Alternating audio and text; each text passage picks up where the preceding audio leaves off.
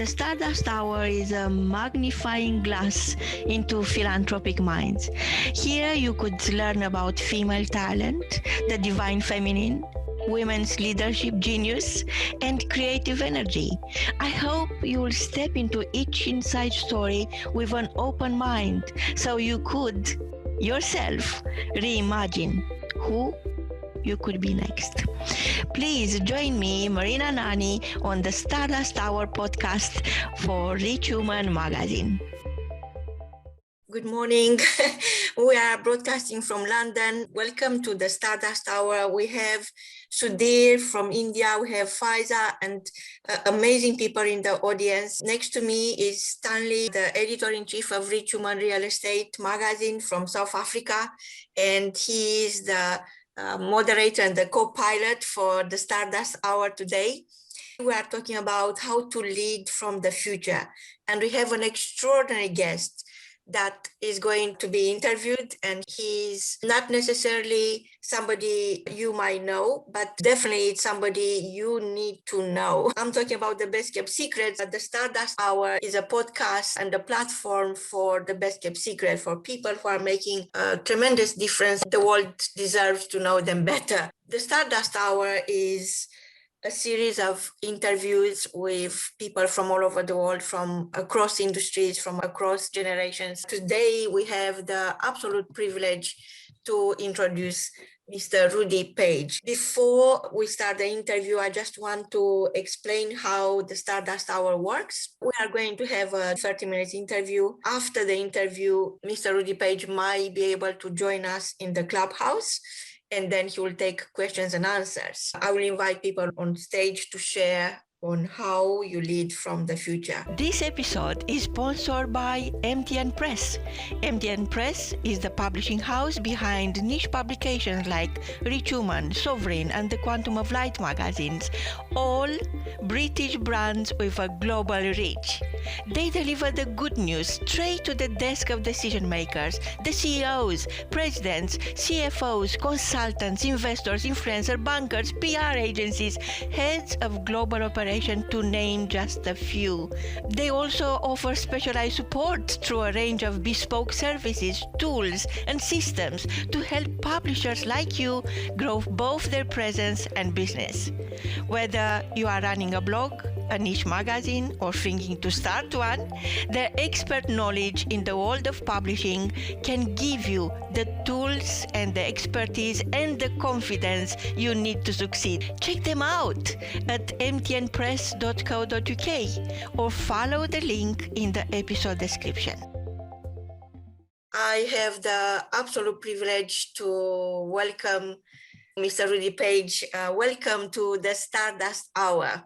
Good morning, Marina, and thank you very much indeed. I'm very pleased to be here.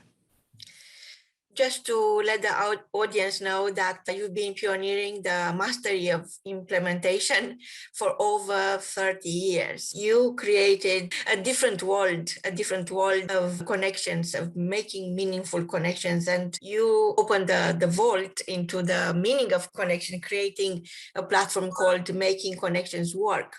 The Making Connection Works is a process that blends cultural knowledge, marketing, management, communication, and policy implementation skills to achieve objectives within challenging, competitive, and politically sensitive environments.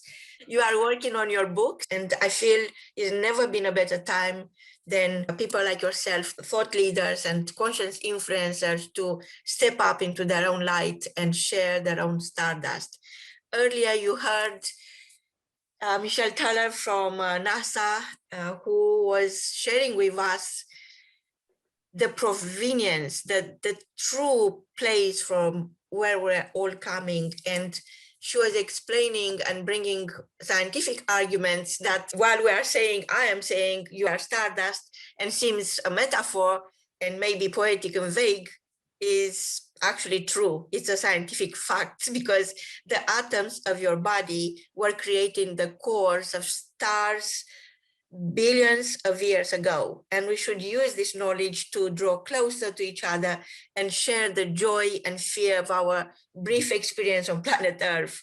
Tell us about your background and your expertise. Thank you very much for that, Marina. And in fact, I really love the opening, listening to the speaker, because as she was speaking and being so descriptive and able to weave her personal journey in there as well as her scientific knowledge, but that as a human being, you know, about climbing the mountains and what have you, it made me feel, as I was listening, she actually created a great environment for ideas formulation, because as I was listening to her narrative, it helped me think about other things as well. I think it was really great to hear that. So a bit about myself, and I have, just so that you know up front, I have allowed a couple of hours for this morning, so I'll be happy to join Clubhouse after we've spoken. My background, my mother was born in Montserrat in the Caribbean, and my father in Jamaica, so both Caribbeans, and I was born here in London. So they would be known as the Windrush generation. So they came over to the UK in the 1950s. And I call myself a survivor child of the Windrush generation. So I'm a child of the Windrush generation. I grew up here in the UK. And in terms of my professional background, which you touched on earlier on, so by profession, I'm a management consultant. My area of specialism is policy implementation. But I really began life in sales and marketing, and I've worked in a number of areas, from selling hair products, beauty products, and then a lot of retail related activities. The substance to my work really comes from a lifetime, in fact, over 40 years of knowledge, experience, and refining and ensuring wherever I've been, that contributes to the whole picture. So I take a very holistic way of looking at things, even though there's clarity and consistency when it comes to implementation within any process. And the sector doesn't really matter to me. So you touched on the area of culture. I've done a lot of work in the creative and cultural industries, health systems, community economic development, business support, and that's across different countries as well. And so the building of relationships with individuals is really important. And I'm very much a values-led person. So the values of respect and inclusion, regardless of somebody's background and status, it's really important. And I apply that in my personal as well as professional life in some of the work that I do. You have a unique ability to crystallize your knowledge in a way that your community can be inspired and take the next stage in their own journey, the right decisions and action their dreams. I would say that you are the perfect avatar, the perfect conscious influencer. When you translate your knowledge capital into content, doesn't matter is a post or a blog or a book, that content makes a huge impact. Our listeners will be interested to see how is a day in your life, in Rudy's life. Right. And the good thing about this discussion, we can talk about the reality in that we've just been through the pandemic, and as we're working our way through it. So that's a really good question, because it's significantly different now than it was 18 months ago. And that, of course, is for all of us. It's waking early and reflecting and thinking forward at the same time. And I always think it's important to reflect on what has happened in the last few days, or what are the key points that are still in my mind from recent experience. But I'm clear, right, this is what I've got to do. This is the priority. So I'm very much early in the morning thinking about, these are the priorities today. I need to work through this list. So I'm one of those people. I'm very much about working through an agenda, but at the same time, we must be flexible. Our mind must be flexible because an opportunity may arise, an unexpected opportunity may arise, needs to be seized. But otherwise, I'm very much a person that I've got priorities. And I guess because I'm managing programs all the time, so these are ongoing. So they've got timelines most of the time. So I'm there responding to clients' needs as well. Most days are pretty much well laid out according to the work and the programs that I need to implement. But there's always room for relaxation and going to the gym and relaxing at the gym, most important. So I see that as an important part of keeping personal and professional stability is exercise and walking and thinking and enjoyment as well. And I think this way now, very much post-pandemic. Prior to the pandemic, I think I took these things for granted. Well, you are not the only one. So we had a lot of time for introspections and prioritizing our commitments. And talking of which, you recently been taking on another responsibility, a huge one, being the UN Special Envoy for Commission for Women and Children Affairs for United Kingdom and Ireland. This is on top of many other responsibilities. Tell us, what is the favorite part of your current role? Right, thanks for that. All of this really relates to reflection in terms of the pandemic, as I was saying. So I look back, my work has always focused about helping people through difficult situations. And some of my professional work, particularly within the health system, has been about a term that I developed called All Voices Must Be Heard. And a lot of this work would have been in the sensitive, difficult areas where people didn't feel their voices were being heard within the system, within the working environment. And part of my role was to work out how their voice could be heard and how decisions made in the system would respond to that so that those individuals could flourish along with everybody else. And so at the same time, I've thought about, in terms of my own mother, Esther Lee, and the challenges that she faced as a young woman in terms of achieving her potential, which sadly she wasn't able to do. But nevertheless, she strove to do that. I believe with more support, she could have, she probably would have done. So I understand support is important. That's why I really believe in mentoring. I'm always saying to people, it's important to come from a mentored group. So when this particular opportunity was presented to me through a friend, Madam Gina Asari, I thought, actually, yes, it's really important to be involved in this one because it's women and also children. And as I mentioned, as a child of the Windrush generation, I also know from firsthand the difficulty of not having that full parental support as well.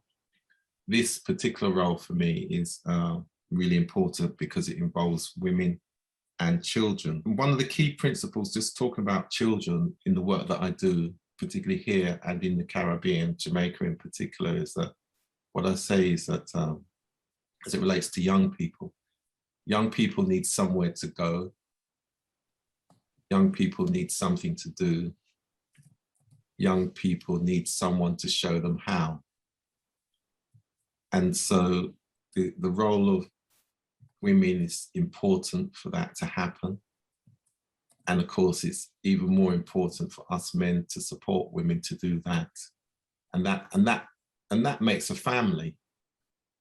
And you can pursue those values and those goals within any area of activity, whether you're working in a community economic regeneration, working with business people. It doesn't matter to me what sector. So this particular role is important because it involves supporting women in terms of business support, enterprise development, maternal health and early childhood development, public health and wellness, STEM learning, and it's really important in terms of learning and skills. And of course, we talk about the 21st century skills, which are the key ones being collaboration, communication, creativity, critical thinking, arts, media. All these sort of skills are essential for transformation, personal, economic transformation. And we do live in a creative economy, which is one where your ideas and being able to translate your ideas into economic value, and that economic value, you know, being a support for people in their livelihoods, in their communities.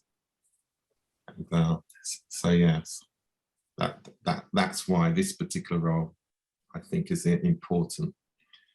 Also, what we've been able to do, we will be able to do with this particular approach is that there are well-accomplished business people, men and women and men, who've come to me and said that they would like to support an enterprise like this as well.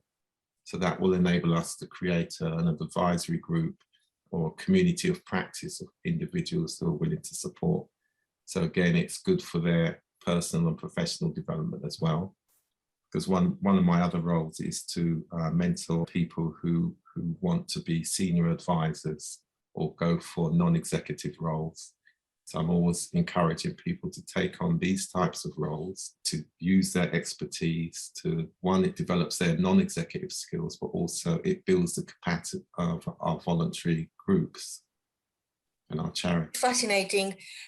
You mentioned your mother, Esther Lee, and looking into what brought you where you are, I think Esther Lee Women Power, which is another project you are working on, is actually the core or sits at the heart of all your endeavors, of all your efforts to not only support other women, but also your adventure into human potential. Tell us more about Esther Lee Woman Power. Right, so Esther Lee Woman Power, again, I guess because of my background in terms of implementation. So I look back on my mother's life and I can see at all levels of the support that she didn't have and the type of support.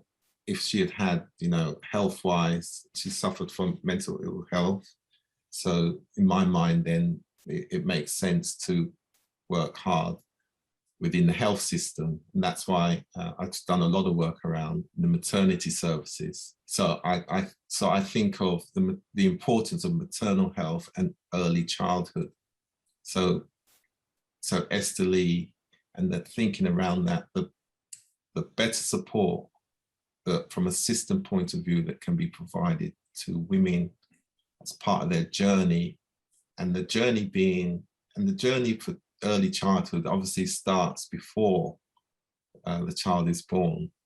So I'm very much in terms of, so what is the support, what support can be given to the woman in her journey before the child is, and what is the role of the system, whether it be the public health, the maternity services, or the other kind of support in making that journey more, you know, or more supportable in terms of being able to access the support that's needed. So I'm very conscious about that all the time. So also having entered the workplace, entered the environment, the world of work, then what kind of support is there for women who want to start their own business, or they want to collaborate, or they work in organizations, complex organizations, and they want to work their way up through the corporate ladder.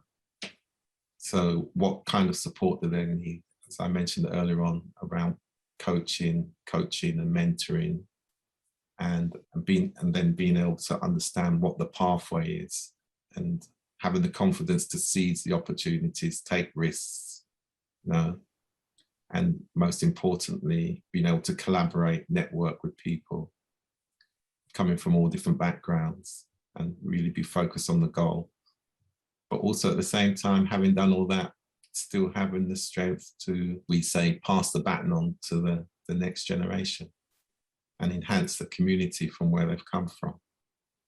So the Esther Lee program, it touches all those kind of values. And of course, it doesn't matter what sector it's in as well. So we're cross-sectoral. You are speaking so clearly about what connections could bring into somebody's life, and especially for women who are lacking the support simply because for hundreds of years, women been considered to be homemakers and running their life around their families instead of having their own life, their own chance to share their knowledge, their expertise with others outside the household. And this is why we at the Rich Woman Magazine Club, we created a private network, social network for conscious influencers outside the clubhouse, where people get there, they share their knowledge, they share their ethos, their values, they support each other. It is run as a business community support for accelerating your vision based on the fact that everybody I talk to, I mean, the people coming to our club, I didn't yet hear anyone saying, I don't want to change the world. Everybody wants to change the world, and that makes them conscious influencers. Absolutely. We all have to change the world. We have to make an improvement. At the end of the day, we've all inherited and benefited to how the world is now. We accept that. So I believe we then have an obligation to improve the world. There's an old saying, every day is a reminder that we're all here to make it a better place. Being an inspiration and a member of the private social network opened for conscious influencers, how do you like to work with brands who wish to engage with you as a conscious influencer? I'll just say this line, touching on what you just said before I answer that. A belief. So I believe the best alignment for women is power. So as you were alluding to earlier on, so it's not just that women should be just seen as homemakers and then burdened with the bringing up of, you know, whatever the tradition may say, that's their role. But they should be able to do all those things and still be aligned with power, so that they can flourish and do the things that they want to do. That's really important. And I'd say that having two daughters myself, two grown-up daughters as well. But going back to your point about the brands, I'm always pleased to work and collaborate with other brands that, again, are willing to, who they're authentic. And there's a term that we use. I have a business partner in where we have a range of hair products for both female and male. And I developed a program, we call it the MUST program, M-U-S-T. So I'm always saying it's always important for communities when we do community economic regeneration. It's important to make products. You know, make products, produce services. So we say make products, and then the products that you make, you should use them. And the products that you use, you should sell them. And then you should train the next generation, M-U-S-T, make, use, sell, train.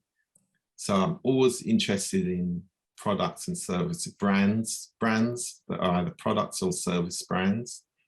And, you know, and have those values that, you know, that they're willing for the consumers of those products to be part of the supply chain, the delivery system, the economic value of the system, but, you know, not just to see them as consumers and that's it. And so that's really important for us. And then that we can see really clearly also the social purpose yes, economic value, creating economic value is important, but there's also that social purpose that's going into contributing to transforming the lives of other people and communities, and particularly communities where they're operating in, and they may have a privileged position just because of legacy or just the way society has been traditionally organized. So we're always very careful in terms of that type of association. And track record is important as well, you know, because I specialize in implementation. So we're always talking about proven track record of achievement. And you can see that with many brands as well. Yes, you can have slick advertising, but, you know, you can look back at the track record, and you can follow, you can listen to what people say. In my world of consulting, we have a 3-step process. So we talk about, particularly if we're doing particular type of investigations, read the policies, observe the actions, apply the remedies. So it's not difficult to look at what the actions have been in the past to see whether what people or brands are saying, whether they're authentic or not. And that's not to say people can't change. You dedicated your life to your passion for human potential, and you've been a social advocate for impacting women's life, leading the future for their children. What drives you to change the status quo? I'm driven to change the status quo. I like the way you put the question as well, because as I mentioned, being born here in the UK and being a child of the Windrush generation, so the Caribbean community, particularly here in the UK, have had a very difficult time over the last 40 years, even though the community as a whole has done well, considering the environment that we were brought up in and our parents endured. So there's just something in me, having seen all that and being fortunate, as I said, to be a survivor child. I just think it's important to assist, having been able to carve a pathway through to do the things that I've done over the last few years. So I just think it's really important. So that's the driving factor, really. So that's kind of the servant leadership, the values and what I believe in that having been given the opportunity, then it's important to work out the best way that others then can benefit. And probably if they're willing to listen, understand the journey, it can be easier. Because of course we all live and learn along the way from the, let's just say, lessons learned. I'll be positive. From the lesson learned, what is your top advice for upcoming conscious influencers?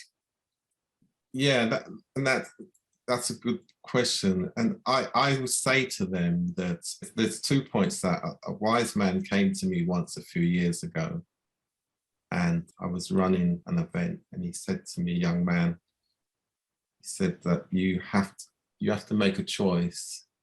You either want recognition or influence. And I thought that, and I'll just leave that there, because it's for every individual to think about that and what it may mean to them. And then the other point I would make would be, it's important to serve before aspiring to lead. To serve first, then inspire to lead. And the influence will come from that, regardless of your background. So again, you don't have to. So there will be people who feel, well, you know, I haven't been born into any kind of privilege, or I come from a community that generally feels marginalized, whatever background they may have, for whatever reason. That really doesn't matter. There will be opportunities, and that depends on your mindset as an individual. It depends on the conceptual framework that you put together in terms of the way you think, your own set of values, how you think about yourself and the community that you've come from, and the cultural esteem that you ascribe to yourself. It's really important. And respect for the legacy and the society, but the community that you've come from, your parents, your grandparents, all those things are really important, I believe, if we really want to become an authentic influencer. What are the changes you want to see in the world? I think that's quite easy, really. It's the reduction in inequalities. Simple as that. Reducing inequalities. Thank you so much for joining us on the Stardust Hour. Before we say goodbye to our listeners, please tell us where we can connect with you. Right, so easy. I'm on Facebook, rudypage.98 on Facebook, or you can get me on Making Connections Work. You can Google Making Connections Work, or you can email me, rudy@makingconnectionswork.com. Rudy, RUDI, @makingconnectionswork.com. I'm on LinkedIn as well. Reminding our listeners that you've been speaking at the Self-Leadership Summit and you had a very powerful message that stays even now with a lot of people, inspiring them, motivating them, and giving them the option to choose between waiting for a miracle and becoming a miracle. At the same time, I'm very excited that you accepted to be a speaker to the Game Changer Summit in September, 24 hours on Clubhouse. And I would love to end with a quote that says, in a world full of game players, the only way to set yourself apart is to be a game changer. Mr. Rudy Page, thank you so much. Looking forward to hearing you again and creating a new generation of conscious influencers together. Thank you so much. Thank you. Reminding our listeners, we are going back to Clubhouse, back to the Rich Woman Club. The mic is yours.